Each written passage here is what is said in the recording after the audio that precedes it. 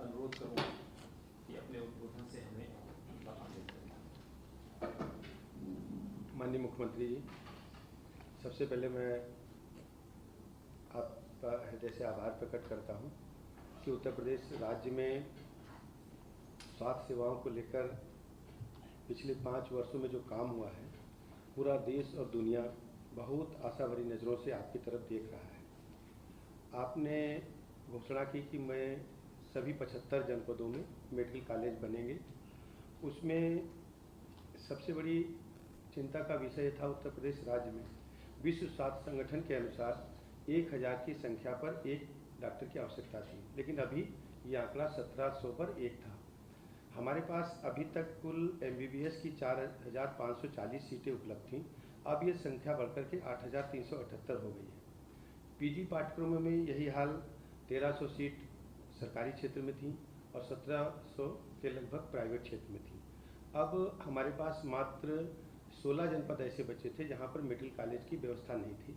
2 का MOU आज आपके मार्गदर्शन में आशीर्वाद से सफलतापूर्वक संपन्न हुआ है और जो शेष 14 जनपद बचे हैं उसमें भी हम शीघ्रता से इस कार्य को पूरा करेंगे और आपके मार्गदर्शन में, नेतृत्व में हम सब चिकित्सा शिक्षा विभाग को और जहां तक आपका मतलब आदेश होगा उसको हर संभव प्रयत्न करके हम सब लोग पूरी टीम भावना के साथ लेकर पूरा करेंगे।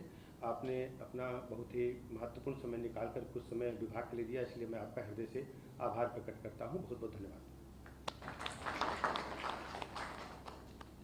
माननीय मुख्यमंत्री जी का मार्गदर्शन और गाइडेंस हमें लगातार चिकित्सा शिक्षा विभाग में प्राप्त होता है। उससे बहुत सारी हमारे विभाग की समस्याएं पिछले कुछ सालों में पिछले कुछ समय में हमने समाधान किया है। इस कार्यक्रम को आगे बढ़ाते हुए अब मैं माननीय मुख्यमंत्री जी से निवेदन करूंगा कि अपने आशीर्वचनों से हमारा मार्गदर्शन। प्रदेश सरकार में मेरे वरिष्ठ सहयोगी उप मुख्यमंत्री श्री ब्रजेश पाठक जी, चिकित्सा शिक्षा विभाग के प्रमुख सचिव श्री आलोक कुमार जी, हमारे सभी प्रशासनिक अधिकारीगण, आज के इस कार्यक्रम में उत्तर प्रदेश में PPP मोड पर भी मेडिकल कॉलेज की स्थापना हो सकती है। उत्तर प्रदेश की 2 प्रतिष्ठित संस्थाएं, शांति फाउंडेशन महाराजगंज और सिद्धि विनायक संस्था बरेली, दोनों ने 2 जनपदों में PPP मोड पर राज्य सरकार की नीति के अंतर्गत मेडिकल कॉलेज स्थापना के कार्यक्रम को आगे बढ़ाया है और इस अवसर पर राज्य शासन के साथ उनका MOU अभी संपन्न हुआ है। मैं इसके लिए वासंतिक नवरात्रि के इस पावन अवसर पर दोनों संस्थाओं को हृदय से बधाई देता हूं और चिकित्सा शिक्षा विभाग को इस कार्यक्रम को समयबद्ध ढंग से आगे बढ़ाने के लिए हृदय से धन्यवाद भी देता हूं। उत्तर प्रदेश जैसे राज्य में हेल्थ इंफ्रास्ट्रक्चर 2017 के पहले एक सपना था, सबसे खराब स्थिति थी और आज उत्तर प्रदेश देश के अंदर सबसे अधिक मेडिकल कॉलेज वाला राज्य बन चुका है। यह संभव हो पाया है इस देश के यशस्वी प्रधानमंत्री श्री नरेंद्र मोदी जी के मार्गदर्शन में, उनकी प्रेरणा से। 2017 के पहले उत्तर प्रदेश में जब हम देखते थे 1947 से 2017 तक 70 वर्षों में केवल 12 गवर्नमेंट मेडिकल कॉलेज बन पाए थे और आज 2017 से 2022 के बीच प्रदेश सरकार ने प्रधानमंत्री स्वास्थ्य सुरक्षा योजना के अंतर्गत और राज्य सरकार ने अपने संसाधनों से भी हम लोग 33 नए मेडिकल कॉलेज का निर्माण कर रहे हैं, जिनमें से 17 क्रियाशील हो चुके हैं।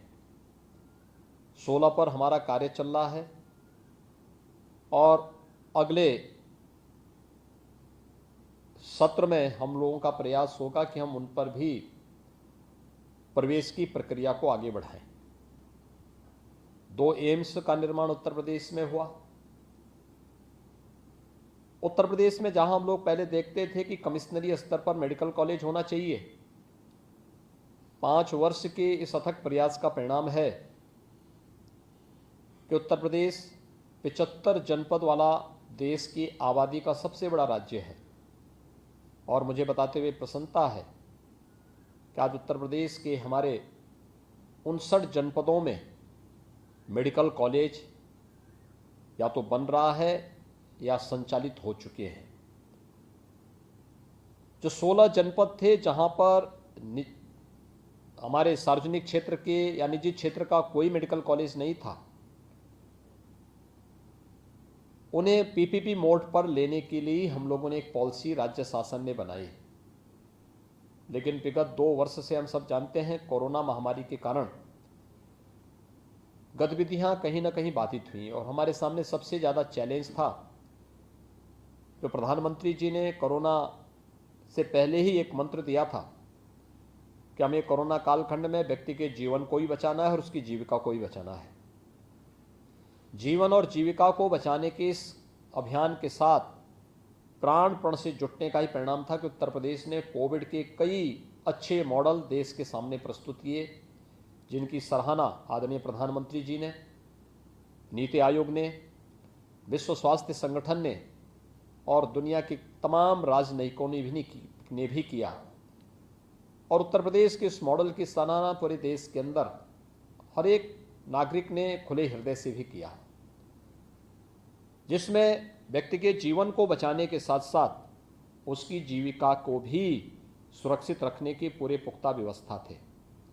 अपने सफल मॉडल के बाद हमने इस पॉलिसी को आगे बढ़ाया है। जो हमारे 16 जनपद थे जहां पर निजी क्षेत्र में भी राज्य सरकार और निजी क्षेत्र मिलकर के मेडिकल कॉलेज के निर्माण की प्रक्रिया को आगे बढ़ाएंगे और पीपीपी मोड पर आज हमारे 2 जनपद मेडिकल कॉलेज निर्माण की दिशा में आगे बढ़े हैं।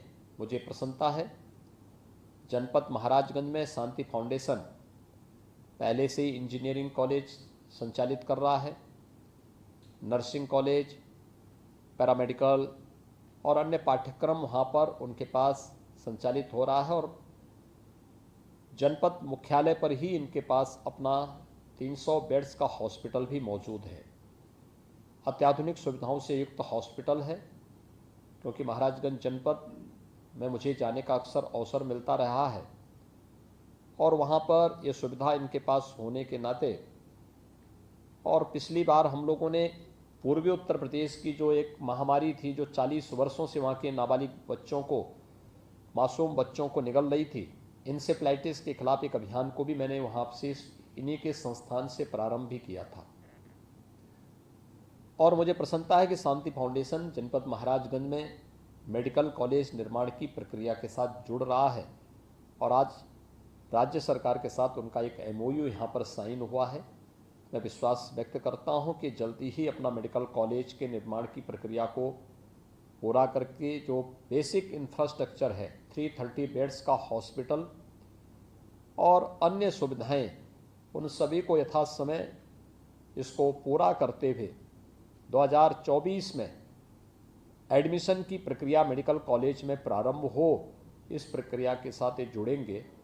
ऐसे सिद्धिविनायक फाउंडेशन ने भी बरेली में अपना अच्छा, इस फील्ड में उनके पास एक अच्छा अनुभव है, शिक्षा के क्षेत्र में, इंजीनियरिंग के क्षेत्र में, प्रबंधन के क्षेत्र में, हॉस्पिटल्स बरेली में भी और चंदौसी संबल में भी उनके द्वारा संचालित हो रहे हैं।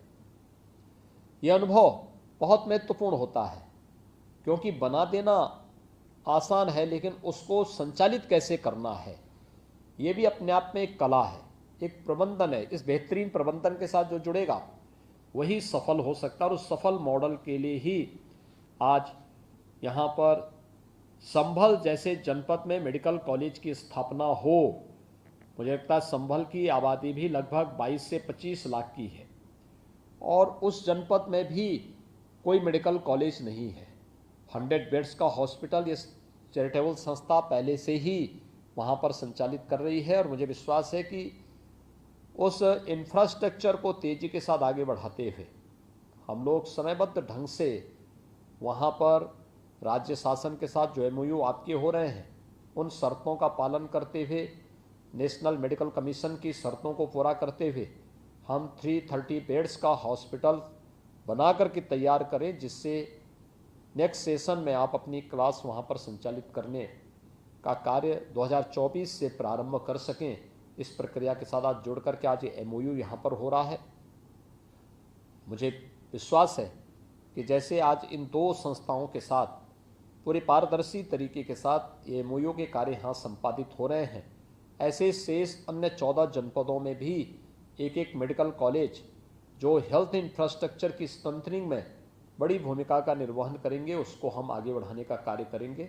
मैं एक बार फिर से राज्य सरकार की ओर से चिकित्सा शिक्षा विभाग ने हेल्थ इंफ्रास्ट्रक्चर को और बेहतर करने के लिए आज 2 संस्थाओं के साथ जो MOU किया है, ये संस्थाएं समयबद्ध तरीके से अपने कार्यक्रम को आगे बढ़ा करके शासन की नीति का लाभ लेंगे और मेडिकल एजुकेशन को और हेल्थ इंफ्रास्ट्रक्चर को बढ़ाने में अपना योगदान देंगे।